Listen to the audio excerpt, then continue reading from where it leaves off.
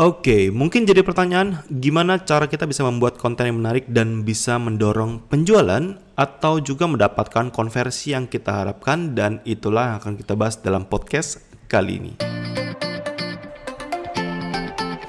Hello upgraders, selamat datang di The Digital Upgraded Podcast, panduan esensial bagi entrepreneur dan profesional untuk mempertajam strategi pemasaran digital, juga wawasan dan tips praktis seputar digital marketing dan digital bisnis bersama host Anda, Nico Julius. Dan topik kita hari ini adalah bicara tentang gimana cara membuat konten yang menarik dan bisa mendorong penjualan maupun konversi yang kita harapkan. Tentu ada beberapa hal yang harus kita pahami dulu nih terkait dengan gimana sih cara kita membuat konten yang bisa mendatangkan konversi yang kita harapkan dan bisa mendatangkan penjualan tentunya. Karena kita mungkin sudah banyak gitu ya membuat konten setiap hari, kita udah banyak belajar di artikel yang ada di Google, kita banyak melihat konten-konten creator, educator yang juga mengajarkan bahwa mungkin kita perlu buat nih konten-konten yang rajin setiap hari, kita sudah konsisten, tapi tetap gimana sebetulnya kita masih bisa memaksimalkan gitu ya konten yang kita buat itu bisa mendatangkan konversi.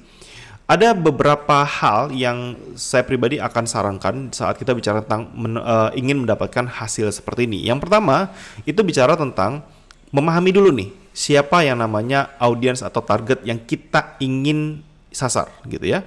Karena kita perlu melakukan riset sebetulnya dan memahami apa sih sebetulnya yang menjadi kebutuhan ya audiens kita itu. Jangan-jangan apa yang kita bahas, apa yang kita berikan justru sebaliknya. Kadang-kala malah tidak bermanfaat buat mereka, malah tidak mereka butuhkan.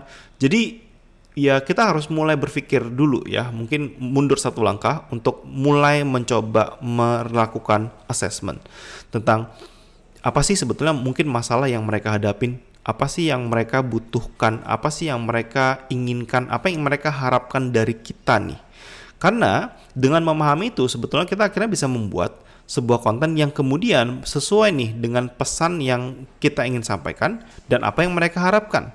Karena berbeda juga kadangkala seperti usia, lokasi, apa yang mereka sukain, tren yang terbaru sekarang dengan cara bagaimana kita menyampaikannya. Jadi hal itu sangat-sangat krusial sekali. Kemudian tentu kita harus juga memahami apa sih tujuan dari Anda sendiri. Apakah memang kita fokusnya nih sekarang sedang membangun awareness aja. Kita berharap mendatangkan followers gitu. Kita ingin meningkatkan followers karena yang harus kita sadarin adalah suka tidak suka mendapatkan penjualan itu satu hal gitu ya. Mendapatkan followers atau keyakinan itu hal yang lain. Saya bicara tentang bahwa kadang-kala mungkin kita juga, saya yakin Anda juga sudah tahu gitu ya, bahwa yang namanya followers memang tidak menjamin tingkat penjualan, dan memang demikian. Kenapa? Bicara tentang membuat orang tertarik dengan apa yang kita bagikan, itu tentu bicara tentang apa value yang kita bisa tawarkan buat mereka. Tapi membuat mereka mempercayakan uang mereka pada kita, buat saya itu satu hal yang lain. Jadi boleh saya bilang dua hal ini dulu yang harus kita jelas dan clear. Tujuan siapa audiens kita tadi, apa yang mereka butuhkan, kemudian kita perlu memperjelas tujuan kita sekarang apa. Saya akan menyarankan fokus pada satu tujuan Anda dulu, walaupun saya tahu ya kita pengen semua hal. Sehingga poin berikutnya bicara tentang kalau kita udah paham nih apa yang mereka butuhkan, kemudian apa yang kita juga inginkan, maka kita perlu memilih format konten yang tepat. Kadangkala konten-konten itu jadi agak sedikit abstrak. Misal, sebagai contoh ya, kita berharap orang membeli ya kerupuk kita, tapi kita cuma memberikan foto-foto yang sifatnya desain, foto kerupuk kita gitu ya, tapi dalam bentuk foto gitu. Gimana cara kita bisa menyampaikan apa yang mereka harapkan gitu? Yang orang harapkan dari sebuah misalnya snack adalah mungkin rasanya. Gimana cara kita menampilkan rasa dengan foto? Nggak susah kan?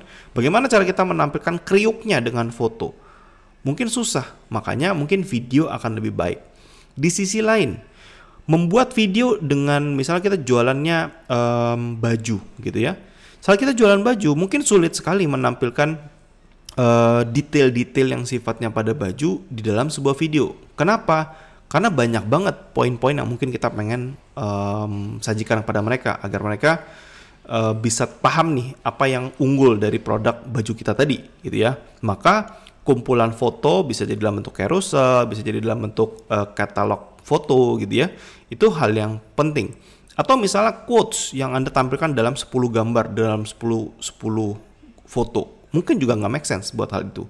Jadi ingat bahwa memilih konten yang tepat itu juga hal yang penting karena itu bisa membantu kita untuk memaksimalkan cara kita menginformasikan apa yang tadi mereka harapkan dengan apa yang kita inginkan. Sehingga hal itu kemudian akan membuat informasi yang kita bagikan itu bisa berharga buat mereka, bermanfaat buat mereka. Jadi ya menentukan konten itu penting gitu ya. Part lainnya tentunya adalah suka tidak suka dari begitu banyaknya konten yang kita tahu bahwa itu ada di semua media sosial, semua channel digital, maka belajar untuk membuat judul, subjudul yang menarik itu penting. Kenapa? Ya karena kita suka tidak suka ya, orang kan akan melakukan namanya scanning untuk melihat dengan cepat gitu ya. Kira-kira ini penting nggak buat saya? Ini berharga nggak buat saya? Sehingga membuat judul yang menarik itu juga hal yang perlu dipelajarin. Memang tidak mudah, tapi harus mulai dipelajarin. Seperti itu.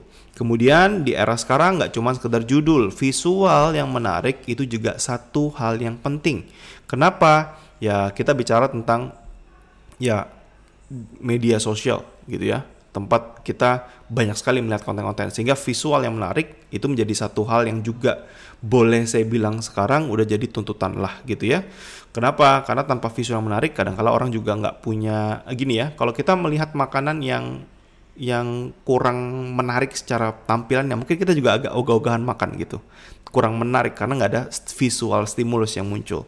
Jadi hal-hal kayak gitulah yang boleh saya bilang mungkin bisa membantu Anda juga nih untuk meningkatkan konversi. Karena kalau tidak menarik, tidak bermanfaat, tidak sesuai, ya maka akan sulit ya mengharapkan ya apa yang kita informasikan, apa yang kita harapkan, apa yang bermanfaat buat mereka sekali lagi itu bisa tersampaikan dengan baik. Dan terakhir menurut saya pribadi untuk bisa mendapatkan konten yang mengkonversi adalah memperjelas ajakan bertindaknya.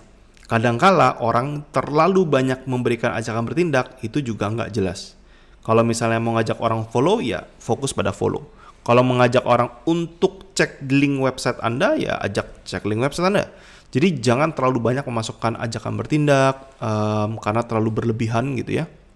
Buat saya pribadi, tapi fokuslah pada satu hal aja agar itu bisa mempermudah mereka gitu ya, mensimplify apa yang harus mereka lakukan dari saat mereka mengkonsumsi konten kita kayak gitu.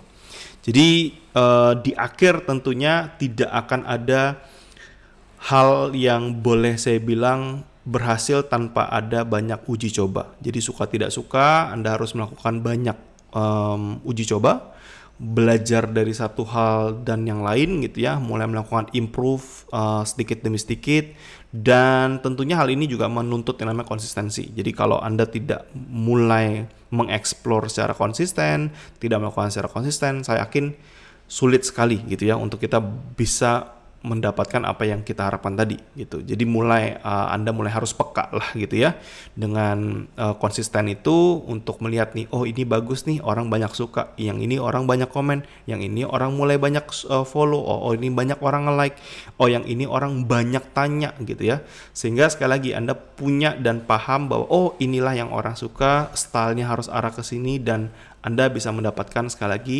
konten yang bisa menarik perhatian orang, mendorong penjualan bisnis atau jasa Anda, dan juga mendatangkan konversi yang Anda harapkan. So, itu aja mungkin yang saya bisa bagikan dalam podcast kali ini. Semoga bermanfaat dan sampai jumpa di episode yang lain.